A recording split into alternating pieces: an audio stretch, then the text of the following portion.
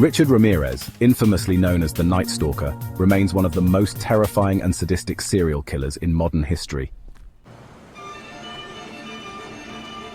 Born on February 29, 1960, in El Paso, Texas, Richard's early life was marked by trauma, violence, and a descent into darkness. Raised in a troubled household, Ramirez was heavily influenced by his cousin Miguel, a Vietnam War veteran, who exposed him to graphic stories and photos of violent acts, including brutal murders.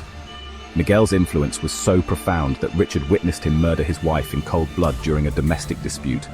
This moment was a turning point, embedding a fascination with death and violence in Ramirez's psyche. By his teenage years, he turned to drugs, crime, and Satanism, solidifying his reputation as a deeply disturbed young man.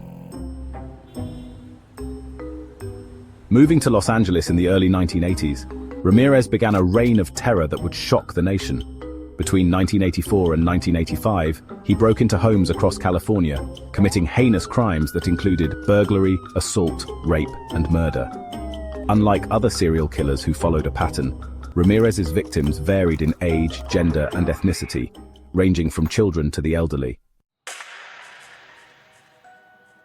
This unpredictability earned him the nickname the Night Stalker as he attacked his victims under the cover of darkness.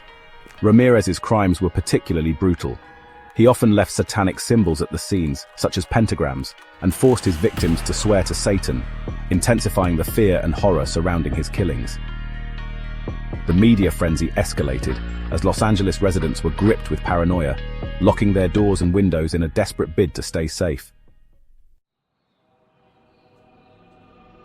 His killing spree continued until August 1985, when an extraordinary break in the case led to his arrest. A fingerprint lifted from a stolen car connected Ramirez to the murders, and his mugshot was plastered across newspapers and TV screens. Recognized by civilians in East Los Angeles, Ramirez was chased down and beaten by an angry mob before police intervened to take him into custody. During his trial, Ramirez maintained a chilling and unrepentant demeanor, often smiling and flashing a pentagram he had drawn on his palm while proclaiming his allegiance to Satan. The trial was one of the most expensive and drawn out in California's history, lasting over 4 years. In 1989, Ramirez was convicted of 13 counts of murder, 5 counts of attempted murder, 11 counts of sexual assault, and 14 counts of burglary. His words upon receiving the death sentence sent chills through the courtroom. Big deal.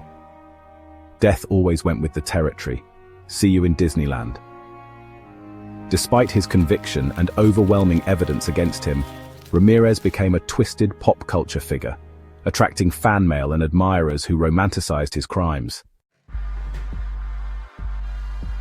On death row, Richard Ramirez remained defiant until his final days, showing no remorse for his actions.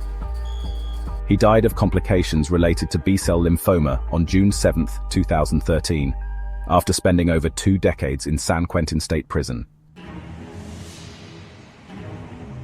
Richard Ramirez's story is one that evokes terror and revulsion, a chilling reminder of humanity's capacity for darkness.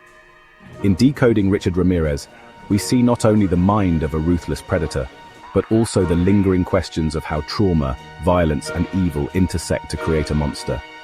His legacy remains a haunting chapter in true crime history, a story that continues to shock and disturb to this day.